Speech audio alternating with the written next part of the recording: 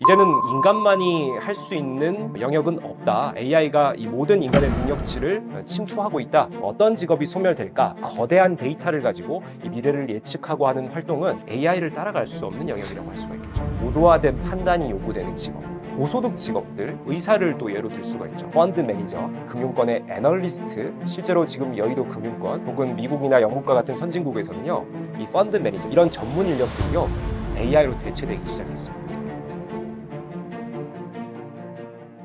안녕하세요. 디지털 기술과 기술로 인한 세상의 변화를 연구하는 디지털 경제학자 김상윤이라고 합니다. 요즘 AI 기술이 정말 혁명적인 변화를 맞고 있습니다. 이게 사람들이 생각보다 이 새로운 현상에 대해서 많이 두려워하는 것 같아요. 크게 보면 세 가지 이유를 들 수가 있는데요. 첫 번째는 내가 경험하지 못한 이 변화가 진행되고 있다는 거죠. 예를 들면은 2000년대 스마트폰이 탄생했을 때만 해도 우리가 실제로 이런 디지털 디바이스에 대한 익숙함이 없지 않았습니까? 이제 그러다 보니까 스마트폰을 가지고 얼마나 내 일상의 편리함을 잘 추구하느냐, 내가 이것을 업무에 활용하느냐, 이게 또 하나의 어떤 진입 장벽이자 하나의 개인적인 실무 능력이 되기도 했었습니다. 근데 이제 너무나 익숙해진 많은 분들은 스마트폰에서 어플리케이션을 새로운 걸 다운받으셔도 언제든지 쉽게 적응하고 또 거기에 또 이기들을 많이 활용을 할 수 있죠. 근데 AI라고 하는 것은 어떻게 보면은 2008년 스마트폰이 탄생했을 때보다 더 거대한 변화라는 거죠. 그리고 우리 일상이 근본적으로 바뀝니다. 왜냐하면은 기술이라고 하는 것이 우리가 활동을 하는 것의 도구이자 수단으로서 쓰던 과거 산업혁명 시대부터의 우리의 어떤 인간의 인식이라든지 지금까지 관행이 있었는데, 이 AI는 인간의 지능 활동을 대체하죠. 그러다 보니까 이것이 수단이자 도구가 아니라 AI가 전면에 나서고요, 우리는 AI의 주변인이 되는 거예요. 내가 AI에게 어떻게 지시를 하느냐, AI가 만들어주는 결과물을 어떻게 비판적으로 받아들이느냐, 이것이 의사결정이 될 수 있고요, 판단이 될 수도 있고요, 혹은 내가 투자로 매매 결정이 될 수도 있습니다. 이런 아주 중요한 의사결정과 판단, 추론, 이 지능 활동의 영역에서 AI가 우리를 대체하고 있다, 여기에 대한 또 두려움이, 익숙하지 않음이 너무나 크게 작용한다라는 것이죠. 그러다 보면은 실제로 내가 하고 있는 일이 혹은 나의 일상이 너무나 과격하게 변하지 않을까, 많은 분들이 질문을 하십니다. 내 업무는 AI로 대체되나요? 내 일자리는 AI로 인해서 사라지나요? 실제로 그런 변화들이 이미 진행되고 있고요. 저는 AI의 경계는 없다. 모든 업무나 모든 산업 영역에서 AI의 영향은 크기가 작든 크든 어느 정도 일정 부분에 영향을 끼칠 것이다. 그런 점에서 우리가 이것을 어떻게 적응하느냐의 문제죠. 또 하나 마지막으로 사람들이 AI에 두려워하는 이유, 어떻게 보면은 우리 사회 전체의 고민일 수도 있는데요. 바로 AI가 우리의 머리 꼭대기에 올라서면은 인간 세상의 윤리적인 문제나 질서 혹은 법 제도를 어긋나게 판단하거나 인간에게 피드백을 주는 경우가 생길 수 있다는 것이죠. AI를 우리가 도저히 통제할 수 없는 상황, 우리가 영화 디스토피아 이런 장면들에서 많이 보지 않았습니까? 로봇이 인간을 공격하고 드론이 사람을 죽이고, 이런 측면들이 실제로 지금 벌어지고 있다는 게 문제죠. 요즘 많은 학자들이요, AI의 부작용을 연구하고 있습니다. AI가 고도화된 지능을 갖추다 보니까 인간의 선입견이나 편향까지도 가진다라는 거예요. 정치 성향을 가진 AI도 등장하고 있고요, 혹은 특정 가치관이나 윤리의식을 매우 강조하는 AI도 등장하고 있습니다. 이것이 여러 학자들의 검증 도구 툴에 의해서 실제로 입증이 되고 있는데요. 자, 그렇다 보니까 우리가 지금 인간 세상의 기존의 질서나 법 제도, 이런 여러 다양한 형태의 룰들이 AI로 인해서 우리가 AI를 통제할 수 없는, AI가 우리 인간의 어떤 세상의 룰을 좌지우지하는 상황들에 대해서 막연한 또 두려움이 있다라는 것이죠. 이런 여러 가지 이유에 의해서 지금 많은 분들이 AI 발전을 다소 두려워하고 있는 것이 아닌가, 이렇게 생각을 합니다. 요즘 AI 업계에서는요, 이런 얘기가 나와요. 도대체 내가 AI 업계에 있는 사람인데도 불구하고 내일 어떤 AI가 등장할지 감을 잡을 수가 없다는. 실제로 AI를 개발하는 개발자들도요, 내가 어떻게 직접적으로 개발하고 기여하는 프로젝트에만 실력이 있고 관심이 있지, 전반적인 AI의 어떤 상황들을 100% 이해하고 있지는 못하거든요. 저같이 AI를 연구하는 학자들도 마찬가지입니다. 내가 연구하는 분야 외에 다른 변화들이 내 분야를 또 뒤덮기도 합니다. 내 분야가 사라지기도 하죠. 이런 어떤 상황들이 반복되다 보니까 AI 업계에 계신 분들조차 도대체 종 잡을 수가 없어, 감을 잡을 수가 없어. 그만큼 AI는 본격적으로 자본 중심, 그리고 실제로 이제 권력 중심으로 많이 구도가 옮겨가고 있다. 실제로 AI가 어느 정도 능력치를 갖느냐. 작년이죠. 스탠포드 대학의 그 AI 인덱스 리포트라는 것이 발표가 됐었습니다. 여기에는 이제 인간의 추론 능력에 비해서 AI의 추론 능력이 어디까지 올라왔을까? 어떻게 보면 추론이라고 하는 것이 인간의 사고 체계에 있어서 가장 고차원의 활동이라고 할 수가 있겠죠. 요즘 가장 앞서 있는 뭐 제미나이나 챗 GPT를 가지고 실험을 해봤더니 인간의 추론 능력의 평균 59% 능력치를 보이더라라는 결과가 나왔습니다. 그러면은 인간의 한 5분의 3까지 따라왔다라는 거거든요. 그 말은 우리가 정말 이제 인간을 위협하거나 인간을 대체할 수 있는 전방위적인 AI의 위협이 시작되었다라고 봐도 무방할 것 같고요. 실제로 이런 어떤 현상들은 2010년대부터 조금씩 그런 시그널을 보내기 시작했습니다. 실제로 2010년대 초반에는 인공지능 분야가 주로 시각, 우리 비전이라고 하는 영역부터 발전을 해왔는데요. 대표적인 뭐 사건이라고 할 수 있을 것 같네요. 이미지 인식 경진대회라고 있어요. AI 프로그램들이 참여해가지고요. 동물 사진들을 분류하는 이런 대회가 매년 열렸는데 2012년 우리 딥러닝의 아버지라고 불리는 제프리 힌튼 교수 연구팀이 개발한 알렉스넷이라는 프로그램이 무려 이전 대회 기록을 10%나 더 높이는 즉 동물 사진을 분류하는데 오차율이 16%밖에 나오지 않았습니다. 그리고 2015년 드디어 인간의 오차율을 넘어서는 AI가 등장을 했어요. 마이크로소프트의 레즈넷이라는 프로그램인데요. 여러분 인간도요. 동물 사진을 정말 복잡하게 막 이렇게 나열해 놓고 이걸 분류하라 그러면 시간 압박을 주면은 오차율이 5%나 나온대요. 여러분 어떠신가요? 저는 뭐 그렇게 틀릴 것 같지 않은데 어쨌든 평균 5% 오차율을 가지는데 드디어 2015년에 AI가 4.6% 오차율을 기록했습니다. 이 비전 인식, 시각 인식 분야에서는 앞선 것이죠. 어떻게 보면은 비전 분야의 AI의 특이점이 2015년 도달했다라고 얘기할 수도 있을 것 같은데요.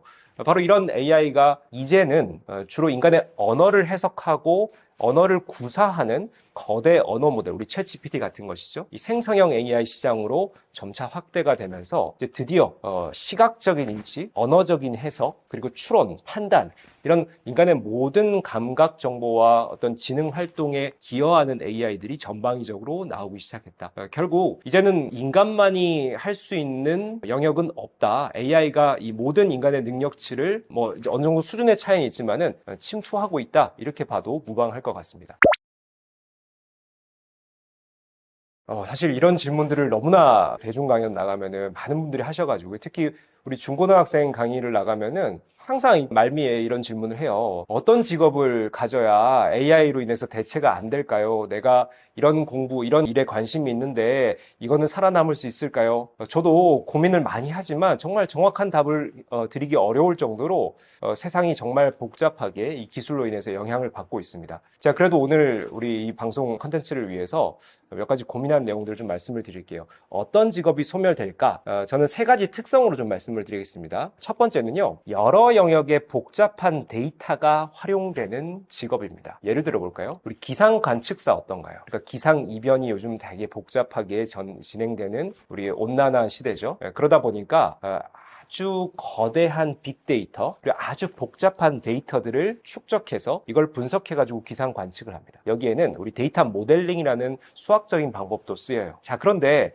인간이 이것을 하겠습니까? 아니겠죠. 당연히 솔루션이 이것에 인간에게 해안을 제시를 해주겠죠. 즉, 이 솔루션이라고 하는 것은 AI의 능력치를 발휘하는 것입니다. 즉, 거대한 데이터를 가지고 이 복잡한 관계 설정이나 인과관계를 찾아내고 미래를 예측하고 하는 활동은 아무리 인간이 이 전문 지식을 갖추고 이 실무 능력을 키운다라고 하더라도 AI를 따라갈 수 없는 영역이라고 할 수가 있겠죠. 유사한 직업으로 의사를 또 예로 들 수가 있죠. 우리 의사라는 직업도 인간의 뭐 마음을 다스리고 환자에게 좀 위안을 주고 뭐 이런 당연히 심리적인 측면도 있지만은 기본적으로는 환자의 어떤 상태, 진료 기록, 뭐 지금까지 또 이런 그 여러 병의 어떤 진행 상황 이런 것들을 수치화하고 데이터화하고 시각화해서 이것의 판단 근거로 활용하는 것이 의사라는 직업이죠. 결국 여러 영역의 복잡한 우리 어떤 생체 정보나 몸의 다양한 상태 정보들, 질병에 대한 정보들을 분석하고 판단하는 과정, 분명히 이것도 AI가 강점이 있을 것으로 생각이 됩니다. 자, 두 번째 유형은요, 이렇게 말씀드리고 싶어요. 감정의 교류가 없이 정확한 정보를 전달하는 것에 포커스를 하고 있는 직업들. 이것도 역시나 예를 들어볼게요. 우리 콜센터 상담원들, 뭐 텔레마케터들 어떨까요? 물론 인간과 소통을 하는 직업입니다. 자, 그럼에도 불구하고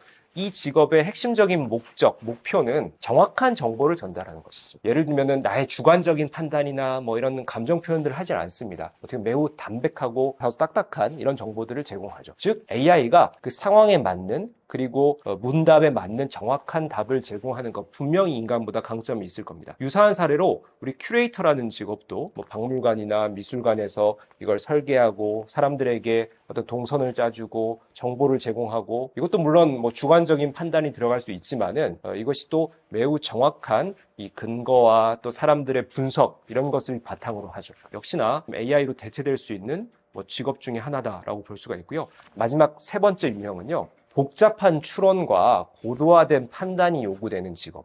이걸 우리가 사회적으로 좀 얘기를 하자면은 고소득 직업들 여기에 해당됩니다.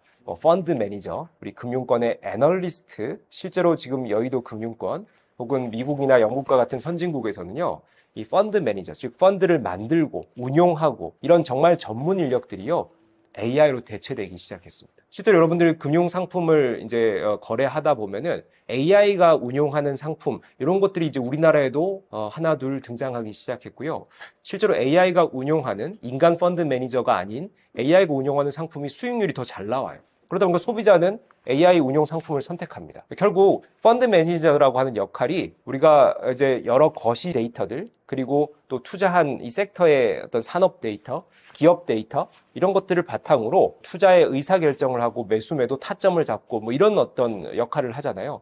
이런 거대한 데이터들을 복합적으로 이해하고 판단하고 근거를 가지고 의사결정하는 것은 지금 현재 이 AI가 가장 잘하는 영역이라고 할 수가 있겠죠. 유사한 사례로 우리 변호사나 판사 같은 것도 역시나 우리가 정말 판례를 기반으로 해서 법의 지식을 근거로 해서 어떻게 보면 좀 담백하고 정확한 판단을 내리는 직업이죠. 이런 영역도 역시나 우리가 복잡한 추론과 고도화된 판단이 요구되는 직업, 즉 우리가 AI로 대체될 가능성이 높은 직업들이다, 이렇게 좀 볼 수가 있을 것 같습니다. 우리가 진짜 다 같이 머리를 맞대고 좀 고민해 봐야 될 문제인 것 같은데요. 뭐 과거의 사례로 좀 얘기를 해볼 수가 있을 것 같아요. 우리가 산업혁명 시대에도 우리의 이제 선조들은 1800년대, 1900년대 기계화되고 산업화되는 과정에서 인간의 노동이라고 하는 것을 기계로 대체를 이제 우리가 경험하면서 우리 일자리가 기계에 의해서 장악당한다, 우리 일자리는 살아남지 않을 것이다, 이런 걱정들을 많이 했었죠. 근데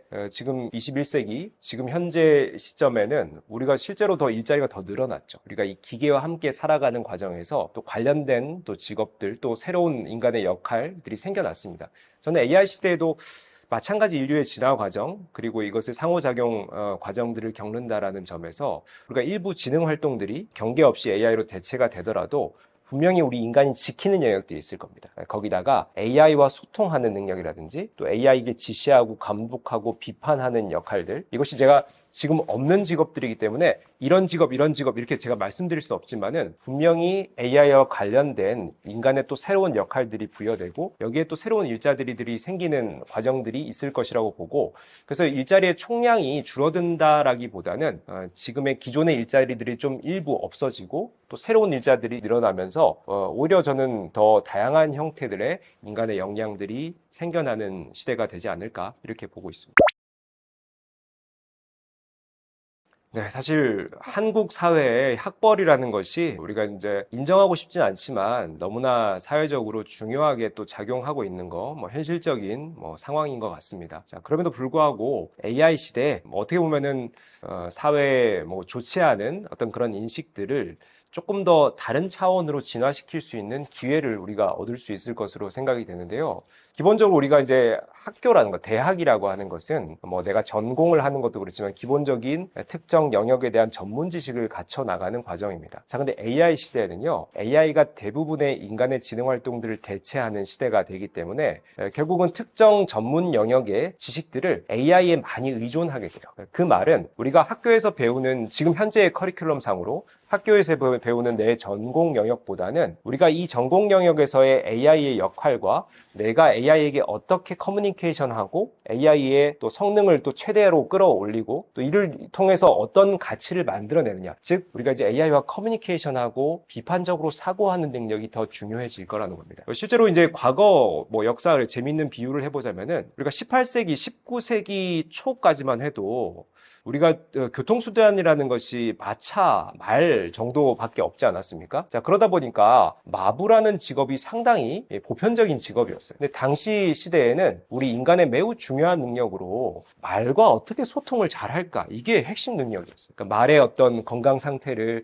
눈빛만 봐도 알고, 말의 털 어떤 색깔이나 촉감을 가지고 또 말의 지금 컨디션을 알고, 또 실제로 이게 마차를 운행하는 과정에서도 말의 지금 상태라든지 말이 얼마나 목말라 하는지 아니면 배변을 잘 하는지 이런 것들을 파악하고 판단하는 이 마부의 능력이 상당히 높게 평가가 되었고, 이것이 매우 또 인간의 중요한 능력으로 평가되던 시절이 있었습니다. 물론 이게 적절한 사례일지 모르겠지만은 지금 현재 AI의 시대죠. AI와 소통하는, 우리가 말의 상태를 체크하고 말과 소통하듯이 AI의 상태를 체크하고 AI와 소통하는 능력, 예를 들면 프롬프트 엔지니어링 혹은 AI 리터러시와 같은 이런 능력들이 강조되고 있죠. AI가 제시하는 결과를 무엇이 옳고 그른지 비판하고 AI와 소통하고 여기에 가치를 끌어내는 능력. 이거는 이제 지금 현재의 대학 교육에서 내가 전공에서 우리가 얻을 수 없는 능력이라고 생각을 하고요. 이것이 이제 조금씩 이런 학벌, 내 전공 중심보다는 인간의 소양이나 새로운 능력, 역량을 우리가 중시하는 이런 어떤 분위기로 흘러갈 수 있는 기회가 될 수도 있겠다. 이런 생각을 해봅니다. 많은 분들이 AI 시대에 이런 좋은 일자리를 얻기 위해서 AI 관련된 전공을 해야 하나요? 이런 것들을 많이 물어보십니다. 근데 저는 이제 이렇게 답을 드리고 싶어요. AI는 지금 2025년 현재 공기와도 같은 존재가 되었어요. 우리 공기라고 하는 게 그 속에서 이제 산소를 호흡을 통해서 우리가 생명을 영위하는데 이걸 이용을 합니다. 내가 무슨 활동을 하든지 이 공기, 산소는 항상 내 옆에 있고 항상 필요한 존재라는 것이죠. 바로 AI도 이 공기, 산소와 같은 존재라고 생각해 볼 필요가 있습니다. 즉, 내가 하는 업무에 AI는 기본적으로 딸려가는 거고요. 그렇다면은 내가 전문적인 지식을 갖고 있는, 내가 활발하게 활동하는 영역이 반드시 AI 관련 영역일 필요는 없다라는 거예요. 다만 내가 하고 있는 내 전문 영역에서 AI와 연계된 지식들을 얼마나 잘 갖추냐, 오히려 이렇게 역설적으로 생각을 해볼 필요가 있죠. MIT는요 2020년경부터 1조 원을 투자를 해서 AI 컬리지를 만들었습니다. AI 컬리지의 목적은 뭐냐면요, AI 전공자들을 늘리는 게 아니라 전공은 지금 다른 여러 학문 분야를 유지하되, 예를 들면 철학을 전공하고 예술을 전공하고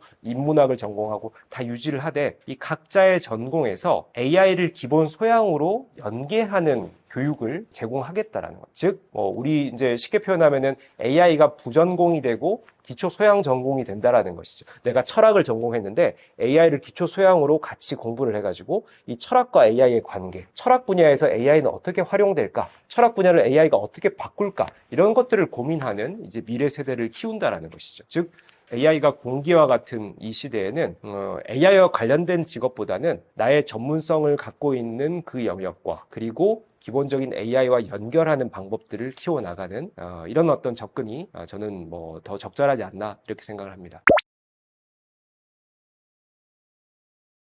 사실 이제 시니어 분들을 뵈면은 항상 이렇게 얘기를 하세요. 요즘 AI든 기술이 너무 어렵다. 나는 이미 은퇴했으니 이런 거 이제 몰라도 되지 않냐. 나는 너무 번거로워서 이런 거 공부하고 싶지 않아요. 이런 분들이 있습니다. 자, 근데 이미 AI 시대는 시작이 됐고요. 이 변화 속도는 너무나 빠릅니다. 사실 우리가 지금 현재 100세 시대고요. 앞으로 또 의학 기술이나 여러 이제 생명 관련된 기술들이 발전을 하면서 수명이 더 연장되지 않겠습니까? 만약 60세에 은퇴를 하셨다라면은 한 5, 60년은 더 여생을 이제 사셔야 되죠. 이제 그런 관점에서 우리가 이제 AI라고 하는 것을 이제 뗄래야 뗄 수 없는 존재가 됐다라는 것이죠. 즉, 우리가 이제 은퇴 이후에도 AI가 일상에 다양한 편리함을 제공해주고 또 우리 여가 활동을 하고 또 새로운 또 제2의 인생을 살아가는데 매우 중요한 앞서 말씀드린 산소와 같은 존재가 될 수 있다는 겁니다. 그래서 저는 두 가지 방향을 좀 제안을 드립니다. 첫 번째는 일단은 AI를 잘 다루는 능력이 필요해요. 이게 기본 소양이죠. 예를 들면 내가 하는 취미생활, 그림 그리기를 좋아하신다 그러면은 AI 그리기 툴을 한번 배워보십시오. 그러면은 요즘 이제 인터페이스가 점점 더 쉬워집니다. 기본적으로 이 기능을 하나하나 배우는 게 과거의 툴들은 좀 어려웠다라고 하면은 요즘에 AI가 들어가 있는 툴은 AI가 인간의 언어를 이해하잖아요. 그래서 우리 인간의 언어, 한글이든 영어든 이런 인간의 언어로 소통을 해서 그 AI에게 지시를 하고 내가 원하는 그림, 이 작품들을 만들 수가 있는 거예요. 기본적으로 좀 우리가 진입만 하시면은 오히려 과거의 이런 도구들보다 배우는 것이 더 쉽다라는 점에서 좀 AI를 다루는 어떤 경험들을 좀 늘려보시는 것이 좋을 것이라고 생각이 되고요. 두 번째 제안 드리는 것은 데이터의 중요성입니다. 바로 내 주변에 데이터들을 잘 관리해야 한다는 것인데 무슨 얘기냐? AI 시대에 AI가 여러분을 일거수일투족을 체크하고 있어요. AI가 여러분에게 정말 훌륭한 정보, 맞춤 컨텐츠를 제공해 주기 위해서요. 24시간 여러분들을 감시하고 있습니다. 그러니까 즉, 내 데이터가 어떤 데이터가 수집되고 있고 어떤 데이터들이 활용되고 있는지 이런 것들을 우리가 좀 잘 체크해 볼 필요가 있고요. 왜냐하면은 프라이버시 침해라든지 또 개인정보 유출이라든지 이런 또 부작용들이 있기 때문이죠. 그래서 내가 AI에게 제공하는 데이터, 내가 지금 관리하는 중요 데이터, 보조 데이터 이런 것들을 이해하고 잘 활용하는 능력, 이것이야말로 또 우리가 AI 시대에 매우 중요한 우리 기초 소양 중에 하나다라는 말씀을 강조를 드립니다. 네, 지금 전 세계 경제, 산업, 그리고 이제 투자 시장을 강타한 것이 바로 트럼프의 관세 전쟁이죠. 역시나 비트코인도 한 자산의 일원으로서 관세 전쟁의 영향을 벗어나긴 힘든 것 같습니다. 지난 1월 우리 한화 기준으로 1억 6,300만 원 최고점을 찍고 대략 3개월 동안 35% 하락을 해서 최저점인 1억 1,100만 원까지 떨어지는 어떤 상황을 지금 맞이하고 있습니다. 물론 최근 급반등을 해서 특히 오늘 시점으로 지금 1억 한 3천만 원 가까이 지금 올라오고 있는데요. 이것이 이제 결국은 우리가 이제 비트코인이라고 하는 것도 하나의 어떤 그 전 세계 투자 시장의 자산 클래스에 이제 진입한 상황으로 살펴볼 수가 있고요. 그렇다면 이제 비트코인이 전 세계 이제 경기 변동이라든지 혹은 글로벌 유동성에 큰 영향을 받을 수밖에 없다라는 점을 우리가 이제 전제해야 된다라는 거죠. 즉 지금 현재 트럼프발 관세 전쟁이 미중 패권 전쟁 양상으로까지 확대되고 있는데 이 관세 전쟁이 이런 자산 시장에 어떤 영향을 끼칠까? 결국은 우리가 이제 이 관세 전쟁으로 인해서 물가가 올라가고 그러면은 이제 또 우리가 이제 금리 인하 시점이 또 늦춰지고 또 이런 과정에서 기업들이 투자를 위축받고 이런 어떤 여러 상황들이 경기 변동이나 유동성에 큰 영향을 끼치지 않겠습니까? 그런 관점에서 저는 이 비트코인도 지금 현재 이 시장에서 인식되고 있는 것은 우리가 나스닥의 기술주 종목 정도의 어떤 관점으로 지금 투자 시장이 이뤄지고 있다. 그러니까 실제로 올해 1월부터 4월까지의 변동성들을 분석해 보면은 나스닥 100의 기술주의 움직임과 비트코인이 상당 부분 유사하다. 실제로 상관계수가 0.6 이상을 기록하기도 했습니다. 즉, 이 월가를 중심으로 한 투자 시장에서는요, 이 비트코인을 기술주의 한 종목 정도의 맥락으로 투자를 하고 있다라는 것이 현 시장의 관점이고요. 자, 그 말은 우리가 관세 전쟁이든 혹은 경기 변동이든 혹은 금리 인하 시점이든 우리가 나스닥이라는 이 종목, 특히 이 기술주 종목, 대형 종목들이 언제 지금 하락을 멈추고 반등하느냐, 이것이 유동성이 풀리면서 또 이런 비트코인과 같은 이제 위험 자산에 언제 돈이 투자가 들어오느냐, 이런 어떤 상황들을 미리 예측하고 우리가 이것을 가격 변동을 좀 미리 대비할 필요가 있겠죠. 그런 점에서 저는 2분기가 지나서 이제 3분기, 4분기에는 좀 희망적인 상황이 펼쳐지지 않을까 조심스레 예측을 해봅니다. 네, 아무래도 그 트럼프가 비트코인 대통령을 선언한 이제 취임 전까지만 해도 기대감으로 많이 폭등을 했죠. 마침 또 비트코인의 4년마다 돌아오는 반감기라는 이 이벤트와 맞물려 가지고요.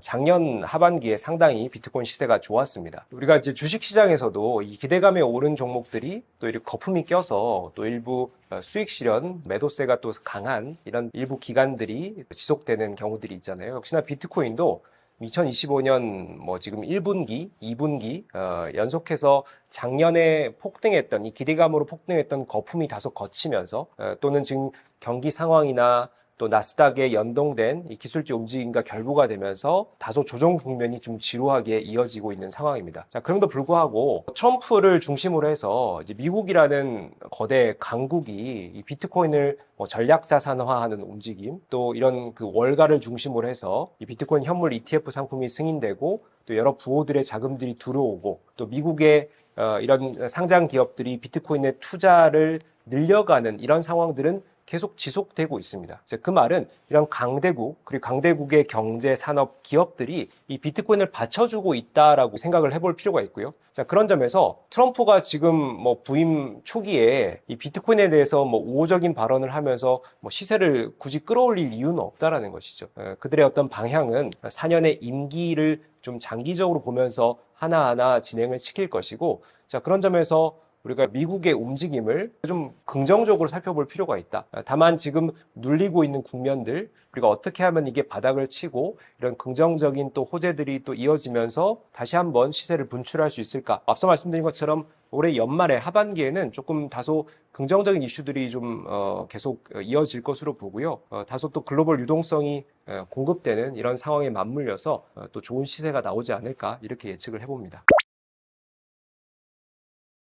사실 비트코인이라고 하는 것이 실제 용도가 물론 있긴 있습니다. 이 비트코인 가지고 결제하고 이걸 결제 수단으로 쓰는 여러 국가들 일부 있습니다. 그럼에도 불구하고 비트코인은 투자 자산으로서 지금 99% 시장에 자리 잡고 있다 이렇게 볼 수가 있는데요. 자, 그러다 보니까 이 비트코인의 가격을 예측한다라는 것이 상당히 이제 어렵고 난해할 수밖에 없습니다. 비트코인을 주식 투자 종목처럼 투자를 하고 있지만은 실제로 이제 비트코인은 주식 시장에 이 기업과의 평가 관점이 다르지 않습니까? 우리 기업이라는 것은 매출도 있고 영업이익이 있어서 우리가 어느 정도 퍼나 PBR을 가지고 우리가 적정 주가를 예측해 볼 수가 있지만은 비트코인은 실제로 이제 이익이 나는 것도 아니고요. 또 용도가 일부 비트코인을 거래에 활용하는 국가들도 있긴 하지만은 대부분이 이제 투자 자산으로서만 활용되고 있는 상황에서 이 비트코인의 적정 가치를 계산한다는 것은 사실상은 불가능하다.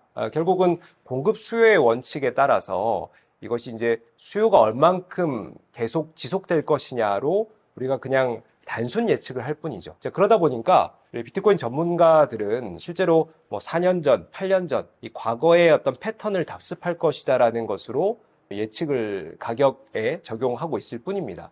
이제 과거 반감기 사례들을 좀 비유를 해보면은 우리가 4년 전, 8년 전 우리가 이제 반감기에서 20배 오르고 8배 오른 경험을 가지고 있거든요. 그래서 이 작년 반감기, 2024년 반감기 이후에는 약 서너 배 정도는 오를 것이다라는 것이 대부분 이제 전문가들의 일관된 예측이었는데 실제로 지금 비트코인은 과거의 순수 반감기 사이클처럼 움직이고 있지는 않습니다. 저는 그것의 이유가 미국이 비트코인 전략 자산으로 채택한 요 이제 대표적인 사례에서 보듯이 여러 참여자들이 비트코인에 관심을 가지고 이런 기존 금융 세력들, 투자 세력들이 시장에 참여하다 보니까 순수하게 이 크립토 업계에서 움직이던 이 반감기의 공급 수요만 가지고 기대감으로 움직이던 과거의 패턴과는 좀 다른 양상들이 나타나고 있다는 것이죠. 그래서 우리가 지금 이 시점에서 우리가 비트코인의 정확한 가격을 예측하는 것은 그냥 소설을 쓰는 것과 유사하다. 저는 이렇게 말씀을 드리고요. 다만 제가 아직까지도 기대하고 있는 것은 여러 다양한 앞서 말씀드린 변수들이 있지만은 그래도 올해 하반기 아직까지 상승 여력이 좀 일부 남아 있다라는 점에서 우리가 지난 1월에 최고점을 찍었던 1억 6천을 넘어서는 움직임은 나올 것이다. 그렇다면 이제 원화 기준으로 한 2억 정도는 냉정하게 우리가 좀 보수적으로 보더라도 우리가 좀 기대해 볼 수 있지 않을까라고 생각이 들고요. 그렇다면은 우리가 2억 전후에서 만약에 좀 단기적으로 들어간 투자자분들은 일부 좀 수익 실현을 하시고요. 만약에 정말 몇 년 전 과거에 아주 낮은 가격에서 가지고 계신 분들은 또 이런 그 폭락장에 대한 우려는 과거보다 좀 많이 줄어들었다는 어떤 점에서 좀 장기적으로 또 들고 가시는 것도 하나의 방법이 될 수 있겠다. 그런 포인트로 말씀을 드립니다. 근데 비트코인이 안전자산이냐 위험자산이냐에 대해서도 갑론을박이 있어요. 사실 이렇게 여러 다양한 시선들이 존재한다. 저는 이렇게 말씀을 드리고 싶은데요. 순수 크립토 업계에 계신 분들, 아니면 소위 비트코인을 추종하는 비트코인 맥시멀리스트들의 생각은 비트코인이 대표적인 안전자산이다라는 거죠. 근데 저는 여기에 100% 동의하진 않습니다. 무슨 얘기냐면요. 실제로 비트코인에 투자를 하고 있고 비트코인 시세를 주도하고 있는, 지금 현재는 저는 월가가 상당 부분 영향을 끼치고 있다고 보는데, 이 월가의 비트코인을 보는 관점은 안전자산 관점이 아직까지는 아니라고 생각을 합니다. 우리가 소위 안전자산이라는 점에서 비트코인을 디지털 금이라고 얘기를 하잖아요. 근데 실제로 이제 금의 가격 변동과 이 비트코인의 변동의 상관관계를 찾아보면은 완전히 반대의 움직임들을 지금 보여주고 있거든요. 그 말은 지금 현재 이 비트코인이 시장 투자자 그리고 시장 시세 주도자들에게 하여금 이 비트코인이 안전자산으로 인식되기보다는 다소 위험자산의 어떤 포지셔닝을 하고 있다라는 점인데, 우리가 크립토 업계가 기대하는 이 안전자산으로 비트코인이 향후에 진화할 수 있을까? 이런 인식들이 우리 대세가 될 수 있을까는 우리가 다소 기대는 해볼 수가 있습니다. 그래서 이 크립토 업계가 기대하는 안전자산으로 가기 위한 세 가지 근본적인 이유를 제가 좀 말씀을 드릴게요. 첫 번째는 바로 지정학적으로 독립된 자산이라는 겁니다. 예를 들면 러시아 우크라이나 전쟁 당시에 비트코인 시세가 급등하던 추세가 있었습니다. 그 이유는 러시아 우크라이나가 전쟁이 딱 펼쳐지면은 그 자국 국민들은요, 이 어떤 금융 자산들이 동결이 되어버립니다. 그걸 자금을 이동할 수가 없어요. 비트코인만큼은 그 나라에 속해 있는 자산이 아니다라는 거죠. 그러다 보니까 비트코인의 거래량 또 전송량이 급등하는 통계가 잡혔고요. 그러다 보니 비트코인 가격이 비트코인의 가치가 하나의 내러티브로서 작용하면서 이 가격이 급등하는 우리가 경험을 하게 됐죠. 우리의 전쟁이라든지 어떤 특정 국가의 경기 변동이라든지 화폐의 가치 변화, 이런 특정 국가나 그 지역의 이슈에 대해서 매우 독립적인 자산이라는 거예요. 그 말은 우리가 좀 장기적으로 가져갈 수 있는, 장기적으로 우상향할 수 있는 소위 이제 금과 같은 역할을 비트코인이 할 수 있을 것이다. 이렇게 기대를 해볼 수 있다는 것이고요. 두 번째 이유는 앞서 여러 차례 말씀드린 것처럼 미국이라는 경제 혹은 또 이런 그 권력의 최대 강대국이 선택을 한 이 암호화폐라는 점이죠. 비트코인 현물 ETF 상품이 승인이 됐고요. 또 이번 트럼프 정권에서 비트코인을 전략자산으로 채택을 하고 이런 위원회를 만들어서 이런 여러 움직임들을 지금 펼치고 있습니다. 이런 점이 비트코인의 여러 일부 우리가 우려되는 점이라든지 또 법제도적인 공백이 있다라고 하면은 미국이 이것을 새롭게 만들어가고 질서를 잡아주는 역할을 할 수 있다는 점이죠. 세 번째 이유는 우리가 비트코인이라고 하는 것이 발행 총량이 제한되어 있습니다. 2100만 개로 세팅이 되어 있고요. 실제로 2150년 정도 되면은 비트코인 채굴이 중지가 되면서 2100만 개가 실제로 시장에 다 나오게 되죠. 결국 우리가 이제 공급이 제한되어 있다는 점에서 만약에 비트코인이 이 세상에서 사라지지 않는 한 수요 공급의 기본 원리에 따라서 가격이 계속 올라갈 수밖에 없다. 자, 이런 점에서 우리가 이제 투자 자산으로서 매력도를 평가를 해볼 수가 있죠. 예를 들면 주식이라든지 채권이라든지 부동산이라든지 혹은 또 금이라든지 이런 어떤 투자의 대안과 비교해 봤을 때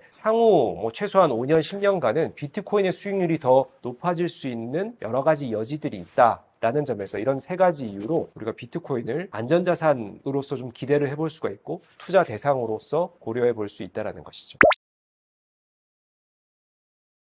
요즘 AI 분야의 전 세계 유명 석학들이요, 공통적으로 얘기하는 게 있습니다. 향후 5년에서 10년 이내에 AGI 시대를 우리가 맞이하게 될 것이다라는 건데요. AGI라고 하면 Artificial General Intelligence, 우리말로 하면은 인공 일반 지능입니다. 즉, 인공지능이 특정 분야에만 역할을 하는 것이 아니라 인간의 아주 일반적인 대부분의 지능 활동을 대체할 수 있는 시대, 그 어떤 것을 시켜도 수행해내는 AI가 탄생하는 시대를 우리는 AGI 시대라고 합니다. 즉, AGI 시대가 5년, 10년 이내에 도래한다라고 하는 것은 우리 일상의 모든 영역에 AI 활용이 가능하다라는 것이죠. 자, 그런 점에서 우리가 정말 인간이 궁극적으로 해결하고자 했던, 지향하는, 우리 욕망이 담긴 혹은 인간의 능력으로 해결하지 못했던 이런 정말 미지의 영역들에 AI가 기여하기 시작했다. 이렇게 또 우리가 생각을 해볼 수가 있죠. 예를 들면요, 질병 분야가 있습니다. 우리 인간의 현대의학으로서, 인간의 능력으로서 아주 현대의학이 발전하면서 인간의 난치병이나 불치병을 해결해 나가는 과정들, 우리가 충분히 경험하고 있는데요. 이 속도를 AI가 더 빠르게 가져갈 수가 있습니다. 아주 복잡한 데이터 혹은 기존에 없던 질병들이 생겨났을 경우에 AI가 이것을 기존 패턴에 의해서 분석을 해주죠. 거기다가 우리가 기후 변화라고 하는 것, 아주 복잡하고 예측 불가능한 영역들에 있는 부분들을 AI가 또 해결하는 사례들이 증가하고 있습니다. 얼마 전 정말 50년 된 그 수학 분야의 난제를 AI가 해결했다. 뭐 행렬 곱셈의 해를 찾는 정말 수학자들이 정말 몇십 년을 노력해도 풀리지 않던 이 신비가 AI로 인해서 단번에 해결됐다라는 사례도 있었고요. 요즘 또 제약 산업에서 그 신약 후보 물질을 발굴할 때 AI가 인간이 5, 6년 걸리던 것을 몇 개월 만에 해내는 사례들도 등장하고 있습니다. 자, 이처럼 정말 우리가 욕망하는, 그리고 정말 우리가 궁극적으로 모든 인간이 지향하는 이런 방향들, 거기에 해당되는 문제들을 AI가 해소해주고 해결해준다. 충분히 AI의 이기를 우리가 제대로 활용해 볼 수 있는 시대라고 우리가 생각을 해볼 수 있을 것 같습니다. 네, 우리가 자율주행 영역에 완전 자율주행 시대를 이제는 꿈꾸게 되었습니다. 우리가 이제 자율주행이라고 하는 것에 기술의 레벨을 크게 6가지로 보는데요. 0단계부터 5단계까지 있습니다. 근데 지금 현재 나와 있는 자율주행 보조 기술 정도는 한 3단계 정도 수준입니다. 근데 이제 우리가 운전자가 운전석에 앉아는 있지만 운전대에 손을 대지 않아도 되는 이런 상태로 우리가 운전을 할 수 있다는 것은 4단계를 의미를 하거든요. 지금 이 앞서 나가는 여러 기업들이 이 4단계 완전 자율주행에 어떻게 보면은 기반이 되는 기술 단계로 지금 발전을 시키고 있다. 여러 이제 결과들이 속속 발표가 되고 있는데요. 얼마 전 언론 보도에서 중국의 바이두, 위라이드, 포니 AI라는 기업이 협력하여서 로보택시 완전 자율주행, 이 무인 자동차를 시범 서비스를 시작했다라는 발표를 접한 적이 있습니다. 중국이 실제로 요즘 AI 분야든 로봇 분야든 이 혁신 기술 분야에 상당히 앞서 나가고 있거든요. 실제로 우리나라를 이미 넘어선 영역들도 있고요. 또 가장 수위에 있는 미국이라는 기술 경쟁력을 또 추격하고 있는 또 나라가 되었습니다. 중국의 기술력을 이제는 무시 못할 상황이 되었는데요. 역시나 무인 자동차 완전 자율주행 영역에서도 이제 4단계로 구현이 될 수 있다라는 예측들이 지금 쏟아져 나오고 있습니다. 그리고 오늘 촬영일 기준으로 오늘 아침에 또 따끈따끈한 소식이 전해졌는데요. 테슬라가 2025년 1분기 실적 발표 자리에서 일론 머스크가 직접 언급을 하더라고요. 우리 완전 자율주행 자동차 기술이 내년 하반기에는 완성이 될 것 같다라는 발표를 했습니다. 그 말은 이제는 정말 운전석이 사라지는 시대를 수년 내에 기대해 볼 수 있겠다라는 것이고, 물론 이런 과정에서도 기술적인 한계와 또 일부 또 도전해야 될 과제들이 있죠. 가장 먼저 우리가 좀 중시해야 될 것은 사람들이 완전 자율주행에 대한 기대는 사고를 전혀 내지 않는 자동차를 기대하고 있다는 거예요. 우리 인간이 운전했을 때 사고율이 10%다. AI가 운전했을 때 사고율이 5%다. 좀 더 안전하잖아요. 그럼에도 불구하고 내가 AI가 운전하는데 사고 당하고 싶지 않아. 이런 어떤 심리들을 가지고 있다는 것이죠. 그 말은 우리가 생각하는 것보다 훨씬 더 이 안전에 대해서 기준을 높게 잡고 있다는 것이고, 즉 완전 자율주행 자동차가 여러 기업에 의해서 상용화가 될 시점에는 이런 사고율에 대한 완성도 측면이 또 상당히 심각한 문제로 고려될 것이다. 이것을 또 기술 업계들이 조금 더 완성도를 다지는 노력들 앞으로 필요할 것이라고 보이고요.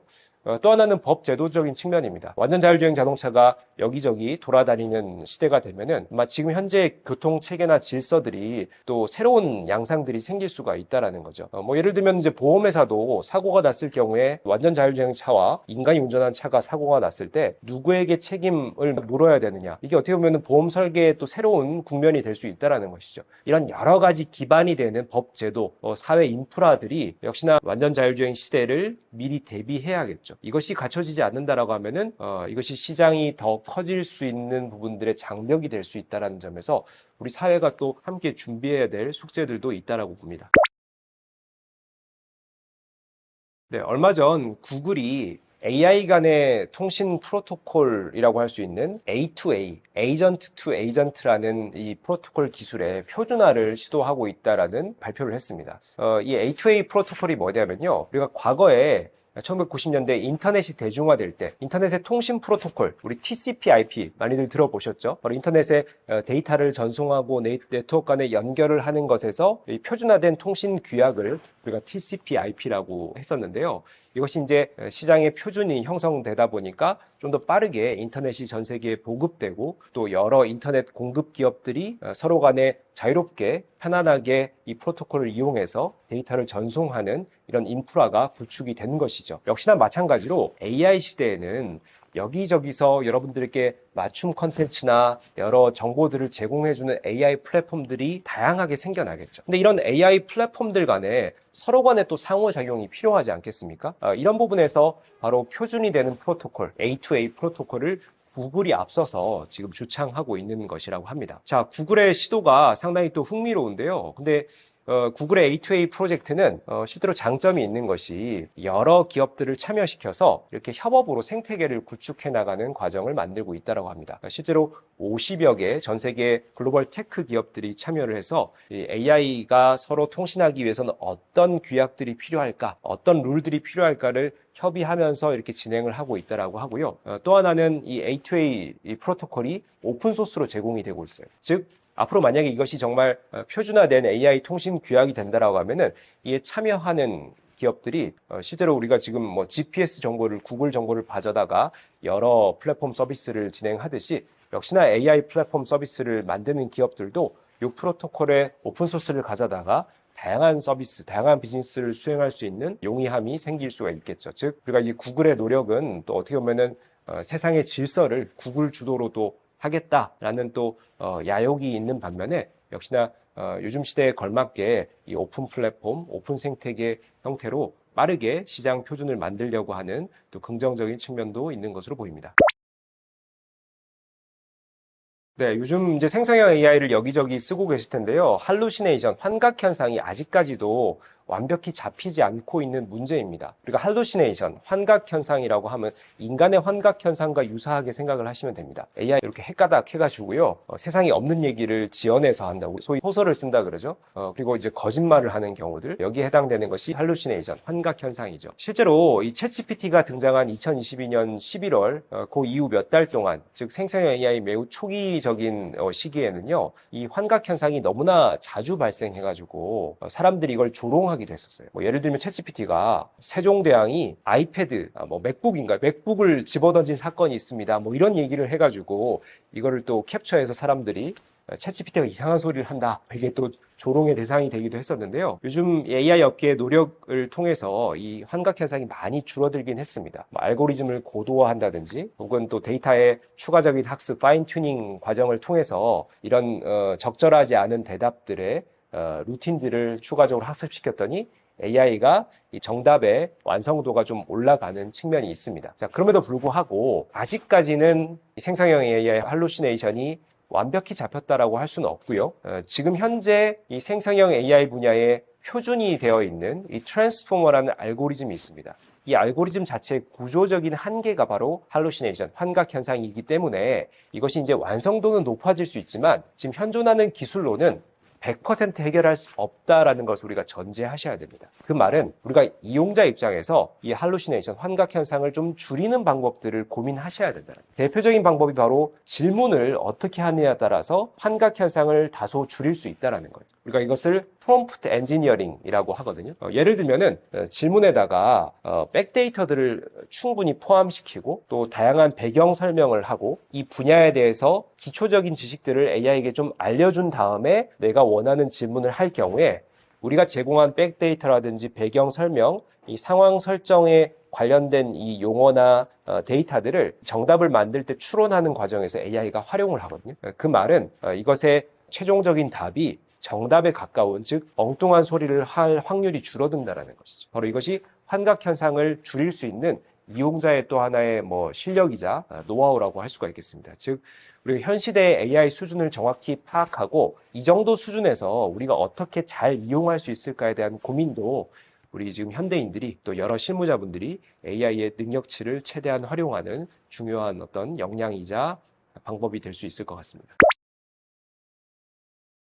사실 우리나라의 AI 분야는 한마디로 하면은 지금 좋지 않습니다. 암울하다라고까지 좀 말씀을 드리고 싶은데요. 우리가 이제 디지털 시대가 2000년대 본격화되고 사실 우리나라가 디지털 플랫폼 시대에는 우리 경쟁 국가들을 대비해서 상당한 경쟁력을 유지한 우리 국가로서 우리가 좀 자리매김을 했죠. 뭐 여러 플랫폼들, 뭐 네이버나 카카오 같은 플랫폼들이 경쟁력을 갖추게 되었고요. 또 여러 다양한 이 솔루션 기업들이 실제로 이 플랫폼 시대, 스마트폰 시대에는 뭐 다소 다른 경쟁 국가들을 비해서 이런 역량을 갖춘 기업들이 많이 있었습니다. 그런데 AI 시대가 지금 본격화되면서 실제로 AI 역량만큼은 과거 플랫폼 시대, 디지털 시대의 어떤 역량을 계속 지속할 수 있는 가능성이 많이 낮아지고 있습니다. 기본적으로 우리 AI의 기반 기술에 대한 상당한 약점을 가지고 있습니다. 우리가 이제 GPT와 같은 거대 언어 모델, 미국의 빅테크 기업 중심으로 이 세계에 지금 여러 다양한 어떤 경쟁들이 벌어지고 있는데요. 뭐 우리나라의 뭐 네이버나 뭐 KT, 뭐 LG와 같은 이런 IT 기반의 기업들이 우리 각자의 거대 언어 모델을 출시는 하고 있긴 하지만 이것의 역량이나 이 기능성이 상당히 글로벌 탑 수준의 모델에 비해서 많이 미약하다라는 것이 지금 시장에 드러나고 있고요. 자, 그러다 보니까 우리가 이것을 AI 시대에 어떻게 거대 자본과 거대 기술력을 쫓아갈 수 있을까? 여기에 대해서 좀 어떤 다양한 접근과 새로운 또 시도가 필요한 시점이라고 할 수가 있겠습니다. 그럼에도 불구하고 우리나라는 뭐 과거부터 그래왔지만은 좀 빠르게 이 선도 진입자들을 추격하는 이 추격자 전략을 상당히 또 잘 이용하는 또 이런 어떤 근면성실의 국민성을 가지고 있죠. 역시나 AI 분야도 지금 현재는 매우 초기적인 미국 주도의 시장이 펼쳐지고 있지만은 우리가 중국의 딥시크 사례에서 보시듯이 이런 거대 자본과 기술을 우리가 엔지니어링적으로 풀어갈 수 있는 방법들을 우리가 또 생각을 해볼 수가 있습니다. 우리가 어떻게 하면은 AI 시대에 우리가 이제 이런 기회들을 새롭게 포착할 수 있을까? 어떻게 하면 우리나라만의 포지셔닝을 찾을 수 있을까? 지금 현재 우리가 강점이 있는 일부 게임과 같은 소프트웨어 분야, 그리고 또 스마트폰과 같은 디바이스 분야의 강점을 살려서 여기에 맞는 다양한 시도들을 우리가 해볼 필요가 있겠다. 지금 앞으로는 정말 AI 시대의 흐름이 급변할 것으로 보입니다. 이 급변하는 시대에 우리의 또 새로운 기회들이 또 많이 생길 수가 있기 때문에 우리 기업들도 열심히 이 기회들을 발굴하는 노력들이 필요할 것으로 보입니다.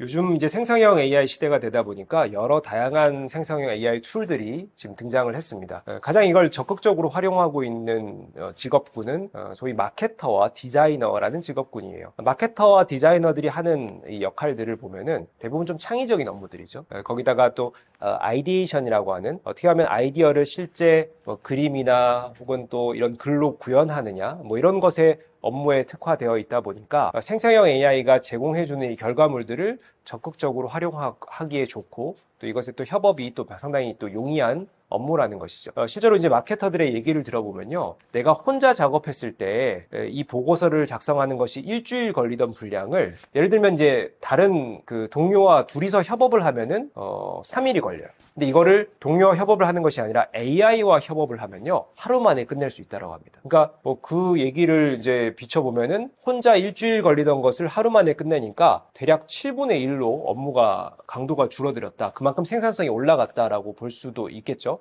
그리고 이제 여러 실험 결과들로 이제 발표된 자료들을 좀 소개를 해드리면은 MIT가 이런 재미난 실험을 진행했어요. 이런 챗GPT나 생성형 AI를 썼을 때 일반 오피스 업무를 하시는 분들이 얼마나 작업 효율과 작업 성능이 올라갈까라는 이제 실험을 진행을 했는데 MIT의 보고서 발표 결과에 따르면은 작업 시간이 평균적으로 40% 정도 단축이 되고 이 결과물 즉 퍼포먼스의 향상이 약 18%가 고도화되었다라는 겁니다. 그 말은 어찌됐든 우리가 특정 업무에 국한하지 않고 이 생성형 AI라고 하는 것이 우리의 업무의 효율이라든지 효능을 더 키워줄 수 있다라는 점, 우리가 충분히 여러 사례로 지금 입증이 되고 있다라는 점. 이고 우리가 유사한 사례로 좀 비유를 하자면은 우리가 1990년대 인터넷 시대가 열리면서 우리가 정보 검색을 위해서 포털 사이트를 지금 쓰고 있지 않습니까? 이 포털 사이트라고 하는 것의 뭐 효용이자 기능이 우리가 정보의 어떤 접근성을 높여주는 것이죠. 내가 특정 정보나 지식을 찾으려고 할 때 사람에게 전화해서 물어보고 도서관에 가서 책을 찾고 했던 정말 70년대, 80년대 시절에 비하면은 스마트폰이나 컴퓨터에 대고 그냥 키워드만 입력을 하면은 관련된 지식을 찾아주죠. 정보의 접근성이 훨씬 더 좋아졌다는 점에서 우리가 여러 업무 영역 중에 정보를 찾는 이 검색의 과정이 매우 효율화되고 작업 시간이 단축됐다라고 볼 수 있죠. 자, 그러면 지금 이 생성형 AI는 이런 관점에서 어떤 분야에 이런 효용을 제공하느냐라고 하면은 어떻게 보면 정보의 검색과 함께 마지막 단계의 이 완성도를 높여주는 작업까지도 AI가 수행해주죠. 왜냐하면요. 우리가 네이버나 구글에다가 검색했을 때는 특정 지식이나 정보를 우리가 또 들어가서 내가 원하는 정보들을 발췌하는 또 과정과 노력이 필요하죠. 근데 AI는요, 여러분들이 질문만 잘 하시면은 내가 원하는 나의 요구사항에 맞게 최종적인 답을 작성을 해줍니다. 즉, 우리가 검색을 해서 이것을 읽고 판단하고 발췌해서 최종적인 결과물을 만드는 일련의 이제 세 가지 단계가 있었다라고 하면은 이 단계를 AI가 한꺼번에 제공을 해주는 것이죠. 결국 검색과 품질을 동시에 잡아준다. 효율과 효능을 동시에 잡아준다라는 점에서 저는 이 AI를 썼을 때 얻을 수 있는 여러 업무의 이 효과들을 이렇게 설명드릴 수가 있을 것 같습니다. 근데 많은 분들이, 특히 시니어 분들이 AI가 어렵다고, 내가 이걸 뭐 꼭 배워야 되냐, 또 이런 또 푸념들을 늘어놓으십니다. 근데 AI 시대는 이제 막 시작이 됐고요. 새로운 툴들이 또 계속 생겨날 거예요. 그 말은 새롭게 생겨난 툴은 그 어떤 세대들도 어떤 사람들도 처음이라는 거죠. 내가 이것을 조금만 익히면은 남들보다 한 발 앞설 수 있는 새로운 또 기회가 제공된다라는 것이고, 이것이 이제 모든 이들에게 생소하다라는 점에서 다 공통적으로 이것에 또 배우는 과정이 필요하다라는 것이죠. 또 하나 여러분들께 자신감을 제공해드리고 싶은 관점이 뭐냐면요. AI는 점점 인간의 능력을 배워가고 있습니다. 인간을 닮아가고 있죠. 그중에 대표적으로 이 소통 능력이 상당히 강화되었어요. 우리가 소통 능력이라고 하면은 우리가 이제 기계를 다룰 때 과거 기계가 이해할 수 있는 언어, 그러니까 기계가 이해할 수 있는 방법이나 기능을 우리가 배워야 되는 과정이 필요했죠. 그러다 보니까 이런 도구를 잘 쓸 수 있는지, 이런 어떤 기계를 잘 활용할 수 있는지, 여기에 대해서 또 인간의 실무 능력이 부여되고 또 자격증이 부여되는 경우들이 있었죠. 근데 최근에 AI들은요, 우리 인간의 언어를 AI가 이해를 해버렸어요. 그러다 보니까 AI와 소통을 할 때 AI가 이해할 수 있는 기계만의 언어나 기능을 우리가 배워야 하는 것이 아니라 우리가 우리의 언어로 얘기했을 때 AI가 알아듣는다라는 거예요. 즉 다시 말씀드리면은 AI가 지금 막연하고 생소해서 어렵다라는 생각을 가지고 계시지만은 막상 어느 정도 진입을 해보시면은, 어느 정도 한번 경험을 해보시면은 오히려 이런 인터페이스나 사용 방법이 더 쉬워진다라는 거죠. 내가 인간의 언어로 지시하고 요구하고 AI가 알아듣고 그것을 이행해 준다라는 점이죠. 이런 점에서 우리가 좀 막연한 두려움을 갖기보다는 내 분야에서 관련된 툴들을 한 번씩 써보면서 경험치를 늘려가신다라고 하면은 아마 충분히 이런 또 편리함을 느끼실 수 있을 것이라고 생각을 합니다. 실제로 이제 AI라고 하는 것이 앞서 제가 컨텐츠의 질문에서 이제 산소, 공기와도 같은 존재가 됐다. 여기저기 AI가 다 존재하는 시대가 됐다라는 것이죠. 결국 우리가 이제 일상에 활용하는 뭐 이런 정보 검색이나 또 나의 또 개인 취미 생활에 AI를 활용할 수도 있고요.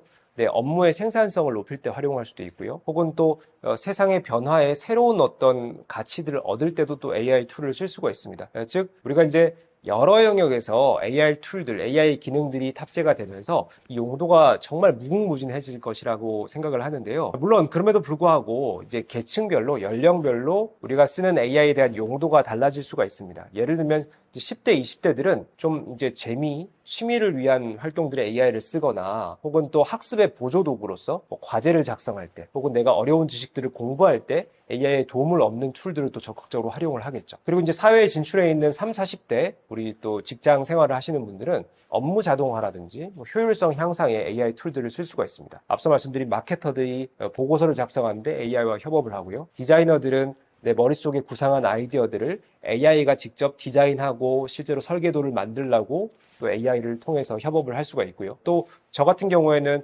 논문을 작성하거나 요약할 때 또 AI를 요긴하게 활용하기도 합니다. 50대 이상의 시니어 계층들은요. 일상생활에 또 새로운 여가 활동들을 위해서 AI를 또 활용할 수가 있죠. 실제로 AI는 여러분들의 일거수일투족을 이해하고 있기 때문에 내가 원하는 컨텐츠나 내가 원하는 정보들을 적재적소에 제공을 해줍니다. 근데 중요한 것은 내가 이런 디지털 툴, 플랫폼들, AI를 많이 쓰고 있으면 쓰고 있을수록 AI는 여러분들에 대한 이해도가 높아진다는 거예요. 즉, 내가 AI의 이기를 얻으려면은 이 툴에 내 데이터들을 많이 제공해야 된다. 즉, 다시 말하면은 내가 이런 툴들을 많이 쓰면 쓸수록 AI 혜택을 더 크게 볼 수 있다라는 점에서 우리가 시니어 분들도 좀 적극적으로 이런 여가 활동이나 취미 생활에 관련된 툴들, 플랫폼들을 사용해 보시는 것, 여기에서 또 새로운 혜택들을 얻으실 수 있을 것이라고 생각을 합니다. 지금 현재 현존하는 생성형 AI의 이제 기반 기술, 우리가 트랜스포머라는 알고리즘, 어텐션이라는 알고리즘이 있는데, 이 알고리즘의 기술적인 한계가 실제로 이제 할루시네이션이라고 하는 앞서 제가 질문에 답드렸던 이 환각 현상이라는 일부 한계도 있습니다. 또 하나는 우리가 특정 분야에 국한되어 있는 AI는 다양한 영역의 데이터를 또 고려하지 못하는 또 이런 또 영역의 한계가 지어지는 AI 툴도 우리가 이제 이런 한계를 생각해 볼 수가 있습니다. 그렇다면은 우리가 좀 AI를 어떻게 하면 좀 현명하게 활용할까? AI의 능력치를 최대한으로 끌어낼까라는 것은 이 지금 현존하는 기술의 수준에 비춰봤을 때 또 우리 인간의 활용 능력이 중요시 된다라는 점이죠. 실제로 많은 AI 전문가들이 AI 툴을 쓸 때 이런 방법들을 쓰세요. 이렇게 하면은 좀 더 효과적으로 또 유용하게 활용할 수 있습니다라는 방법들을 여러분들께 다양하게 또 제안을 해드리고 있습니다. 대표적으로 이제 역할을 부여하는 방법, 상황을 상세하게 설정하는 방법, 단계적으로 접근하는 방법, 뭐 이런 것들이 제시가 되고 있는데요. 하나하나 좀 설명을 드리면은 먼저 역할을 부여하는 방법입니다. 챗GPT에게 여러분들이 질문을 하실 때 이것의 결과물을 어떤 용도로 쓸지, 예를 들면은 너가 경제 전문가로서 이러이러한 것을 분석해줘 라고 하면은 이 챗GPT는 갑자기 이제 경제 전문가, 애널리스트로 빙의를 하는 거예요. 그래서 전문 용어를 써가면서 매우 전문가적인 지식들을 발휘하면서 설명을 해줍니다. 자, 그런데 너가 유치원 선생님으로서 5살 정도 된 어린이들도 이해할 수 있게 뭐 이런 내용을 설명해줘 라고 하면은 갑자기 유치원 선생님과 같은 역할을 하는 거예요. 뭐 예를 들면 난이도도 조절을 하고요. 또 선택하는 단어들도 또 이런 용어들도 바꿔가면서 이것에 맞게 설명을 한다라는 것이죠. 바로 이것이 역할 부여에 해당되는 겁니다. 그러니까 같은 질문을 할 때 챗GPT에게 어떤 역할을 설정해 주냐에 따라서 이 결과물의 컨셉이나 어떤 난이도가 조절이 된다라는 점입니다. 여기는 또 추가적인 배경 설명이 중요하죠. 앞서 제가 환각 현상을 방지하는 방법으로 백데이터를 제공하고 다양한 배경 설명을 하는 것들을 또 소개를 해드렸죠. 즉 우리가 특정 질문을 할 때 단도직입적으로 이렇게 단순하게 질문을 하는 것이 아니라 배경 설명을 하고 데이터를 제공하고 또 이런 또 필요한 지식들을 AI에게 일부 학습을 시키는 이런 문답의 과정을 통해서 내가 원하는 질문을 최종적으로 해낸다라고 하면은 AI는 앞서 제시한 여러 가지 배경 설명이나 데이터들을 활용해서 더욱더 수준 높은 답들을 만들어 줄 겁니다. 자, 그리고 이제 예시를 제공하고 피드백을 주는 방법이 있는데요. 질문에다가 일부 내가 좀 차용하고 싶은 예시를 이런 유사한 어떤 형태로 답을 해달라. 이렇게 제시하면은 그 예시의 어떤 컨셉이나 문체 혹은 또 이런 그 흐름에 맞게 또 맞춰서 설명을 해주는 경우가 있고요. 또 AI가 답을 해줬을 때 이 답이 마음에 들었다 혹은 어떤 부분에 내가 유용했다라는 것을 피드백을 주면은 내가 사용하는 그 AI 툴의 어떤 상황 설정이나 이런 것들이 나에 맞게 업데이트가 되면서 내가 원하는 목적에 맞는 답들을 AI가 제시해 줄 가능성이 점점 더 높아진다.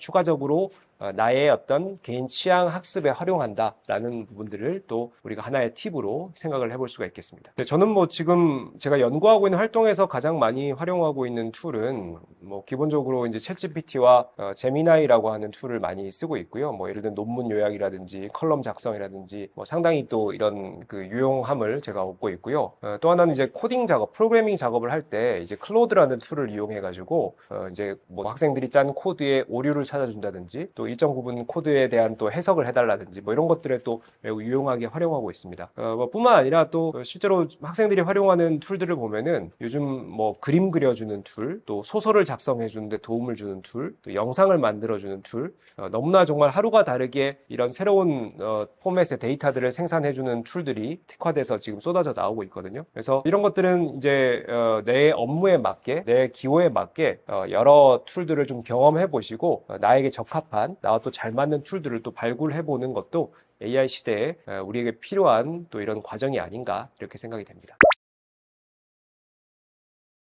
요즘 이제 디지털 기술이 정말 세상의 전면에 부각되는 시대인 것 같습니다. 특히 AI, 비트코인 관련된 여러 세상의 변화가 동시다발적으로 이루어지고 있는데요. 자, 이렇게 과격한 변화가 진행될수록 우리가 좀 가까운 미래를 볼 것이 아니라 좀 먼 미래를 예측하는 것이 필요하죠. 우리 세상이 어떻게 진화할까? 우리가 이 기술을 가지고 인간이 어떤 혜택을 얻을까? 이런 큰 그림을 그리시고 이 기술들에 접근을 하신다라고 하면은 우리가 작은 선택을 잘못했을 경우에 얻는 피해를 최소화하고 우리가 큰 방향에 대해서 새로운 기회를 발굴하고 미래를 예측하는데 좀 더 효과적인 어떤 방향, 어떤 나침반이 되지 않을까, 이런 점에서 좀 큰 그림을 그리고 이 미래를 구상해 보시라, 뭐 이런 여러 다양한 지식들을 또 배워나가는 어떤 노력들 필요하시다라는 말씀을 당부드리면서 말씀을 마무리 드리도록 하겠습니다.